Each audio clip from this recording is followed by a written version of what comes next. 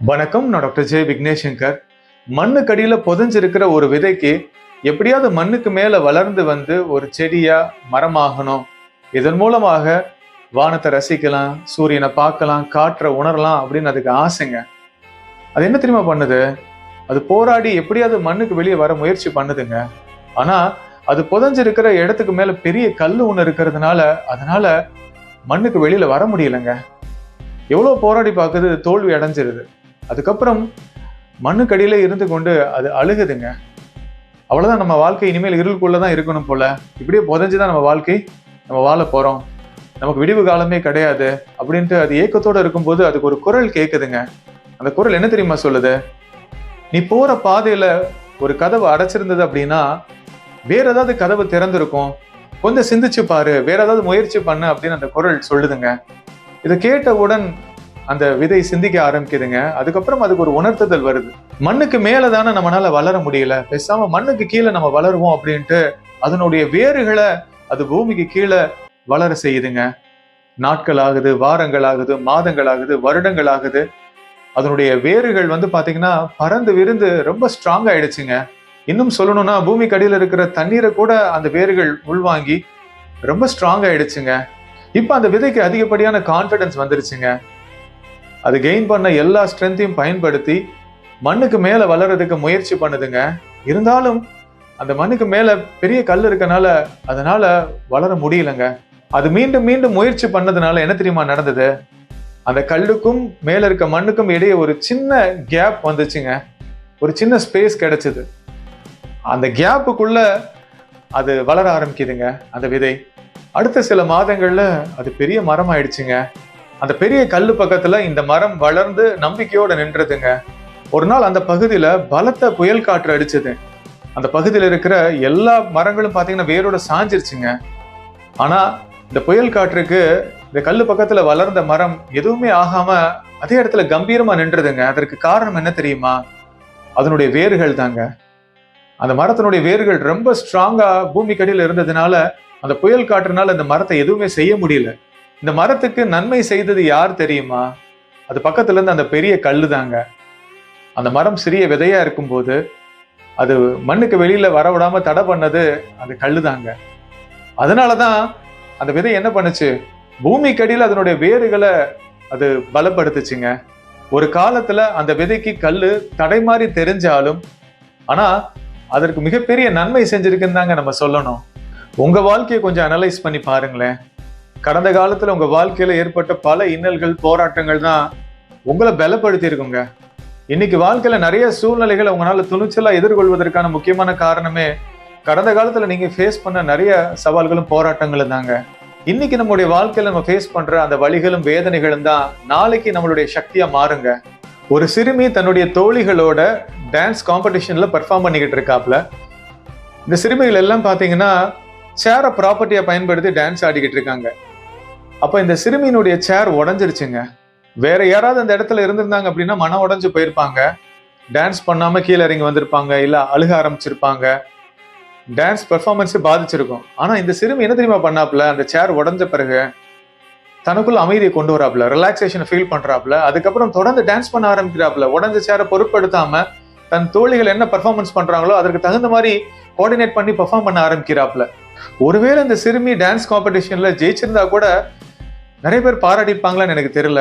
ஆனா இந்த மாதிரி ஒரு டான்ஸ் பெர்ஃபார்மன்ஸ் பண்ணிட்டு இருக்கும்போது அந்த சேர் உடஞ்சதுக்கு அப்புறமும் விடாமுயற்சியோட நம்பிக்கையோட அந்த டான்ஸை கண்டினியூ பண்ணாப்ல பாருங்களேன். கண்டிப்பா பல பேருக்கு அந்த சிறுமி இன்ஸ்பிரேஷனா மாறி இருக்காப்லங்க. வாழ்க்கையில நம்ம கீழே விழுகிறது பெரிய விஷயம் கிடையாதுங்க. ஆனா அதற்கப்புறம் நமக்குள்ள அமைதியை உணர்ந்து மறுபடியும் நம்ம எழுந்து வரோம் பாருங்களேன், பவுன்ஸ் பேக் பண்றோம் பாருங்களேன், அதுதான் ரொம்ப முக்கியங்க. தனிப்பட்ட முறையில என்னுடைய வாழ்க்கையில பல இன்னல்கள், போராட்டங்களை நான் ஃபேஸ் பண்ணிருக்கேங்க. அந்த சூழ்நிலைகள்லாம் எப்படி தெரியுமா நான் கடந்து வந்தேன்? தனிமையில நான் இருந்து கொண்டு என்னுடைய வேர்களை நான் பலப்படுத்தினேங்க. வாழ்க்கையில பிரச்சனைகள் வரும்போது அதற்கான தீர்வுகளை வெளியில தேடி போறது ரெண்டாவது விஷயமா பாக்குறேன். முதல் முக்கியமான விஷயம் என்ன தெரியுமா? நம்ம அக உலகத்துல நம்ம மாற்றங்களை ஏற்படுத்தணுங்க. நம்ம வேர்களை பலப்படுத்துறதுக்கு முதல்ல நமக்குள்ள என்ன விஷயங்கள்லாம் நடந்துகிட்டு இருக்குங்கிறத நம்ம தெரிஞ்சுக்கணுங்க. இந்த ஃபாஸ்ட் பேஸ்ட் லைஃப்ல என்ன தெரியுமா நம்ம மறந்துட்டோம்? நமக்குள்ள என்ன நடந்துகிட்டு இருக்குதுன்னு நமக்கு தெரியலங்க. இப்ப என்னுடைய வாழ்க்கையை எடுத்துக்கிட்டீங்கன்னா தனிமையை நான் அதிகமா விரும்புவேங்க. தனிமையின் மூலமாக எனக்குள்ள பெரிய மாற்றங்களை நான் கொண்டு வந்திருக்கேன். நிறைய பேர் தனிமையை வெறுக்கிறதுக்கான காரணம் என்ன தெரியுமா? அவங்க அக உலகத்துல இருக்கிற விஷயங்கள் மேல அவங்க கம்ஃபர்டபுளா இருக்க மாட்டாங்க. ஏன்னா அவங்க ஆழ்மன பதிவுகள் எல்லாம் அவங்க எக்ஸ்பீரியன்ஸ் பண்ணும்போது அதை ஏதோ ஒரு மாதிரி டிஸ்கம்ஃபர்ட்டா ஃபீல் பண்ணுவாங்க. ஆனா என்னை பொறுத்த வரைக்கும் உங்ககிட்ட இருக்கிற பாசிட்டிவ்ஸ் நெகட்டிவ்ஸ் எல்லாத்தையும் நீங்க அரவணைக்க கத்துக்கணுங்க. உங்களுடைய டார்க்கர் சைடையும் நீங்க ஏற்றுக்கொண்டீங்கன்னா மட்டும்தான் உங்க வாழ்க்கையில மாற்றங்களை ஏற்படுத்த முடியும். நமக்குள்ள புதைஞ்சிருக்கிற நெகட்டிவான உணர்வுகள், அது ஒரு குற்ற உணர்வா இருக்கலாம், அவமானமா இருக்கலாம், பயம், கோபம், இந்த மாதிரி நெகட்டிவான உணர்வுகளுக்கு ஆயுட்காலம் இருக்குங்க. நம்ம விழிப்புணர்வோடு இந்த உணர்வுகளை நம்ம எக்ஸ்பீரியன்ஸ் பண்ணும்போது அந்த நெகட்டிவான உணர்வுகளை நம்மளை விட்டு ரிலீஸ் ஆகி போயிடுங்க. ஆனா தனிமையில இருந்து கொண்டு இந்த விஷயத்தை நம்ம செய்யறது கிடையாது. இந்த உணர்வுகளுக்கு நம்ம முக்கியத்துவம் கொடுக்கறது இல்லைங்க. இந்த நெகட்டிவான உணர்வுகளை நம்ம எதிரி மாதிரி பார்த்து இதை அடக்கி ஆள முயற்சி பண்றதுனாலதான் நம்ம வாழ்க்கையில நிறைய பிரச்சனைகள் வருதுங்க. பொதுவா எனக்கு நிறைய இடங்களுக்கு டிராவல் பண்ண ரொம்ப பிடிக்குங்க. அதுவும் குறிப்பா பாத்தீங்கன்னா, நான் இருக்கிற இடத்து பக்கத்துல கொடைக்கானல் இருக்கிறதுனால அடிக்கடி அங்க நான் போவேங்க.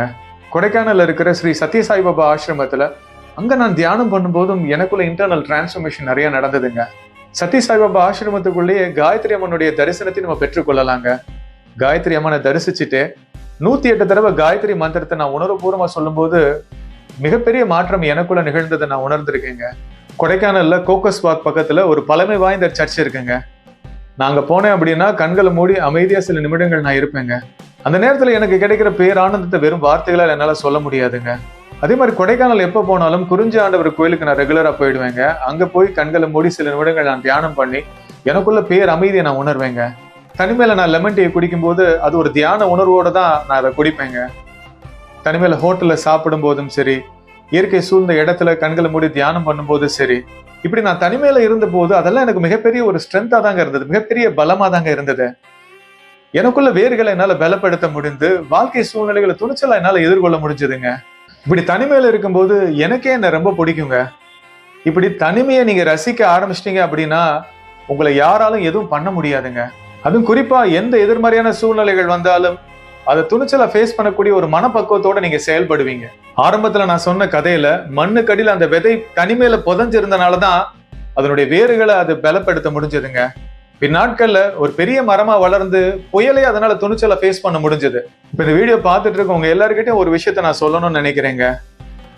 நீங்க இக்கட்டான சூழ்நிலைகளை எதிர்கொள்ளும் போது அந்த நேரத்துல உங்களுக்கு உதவிக்கு யாரும் வரல, வேற யாரும் உங்களுக்கு சப்போர்ட் பண்ண இல்லைன்னு நினைச்சு நம்பிக்கை இழந்துடாதீங்க. அந்த சூழ்நிலையை கடந்து செல்வதற்கான எல்லா ஆற்றலும் உங்களுக்குள்ள இருக்குங்க. அந்த ஆற்றலை சர்வ வல்லமை படைத்த இறைவன் நம்ம எல்லாருக்குமே கொடுத்துருக்காருங்க. உங்களை நீங்க சுய பரிசோதனை செய்யுங்க, விழிப்புணர்வை அதிகப்படுத்துங்க, இறைவன் கிட்ட உங்களை அர்ப்பணிங்க. இந்த சிச்சுவேஷன்ல வேற என்ன பெஸ்டா நான் பண்ணலாம் அப்படிங்கறத பத்தி நீங்க யோசிக்கும் போதே உங்களுக்குள்ள இருக்கிற அந்த இறை சக்தி உள்ளுணர்வு மூலமா உங்களை அற்புதமா வழி நடத்துங்க. அந்த மிகப்பெரிய கல்லுக்கடியில புதைஞ்சிருந்த அந்த சின்ன விதையவே மிகப்பெரிய மரமா வளர்த்து அற்புதத்தை நிகழ்த்தின அந்த இறை சக்தி உங்க வாழ்க்கையிலேயே அற்புதத்தை நிகழ்த்துங்கிற நம்பிக்கை மட்டும் இழந்துடாதீங்க. உனக்கான நன்மைகள் நடந்தே தீரும், யார் தடுத்தாலும். இனி அனைத்து வளமோடும் வாழப்போகின்றாய் என்று இறைவன் கூறுகிறார். இந்த வீடியோவை லைக் பண்ணி ஷேர் பண்ணுங்க. என்னோட YouTube channel doctor Vignesh Shankar நீங்க சப்ஸ்கிரைப் பண்ணுங்க. நன்றி.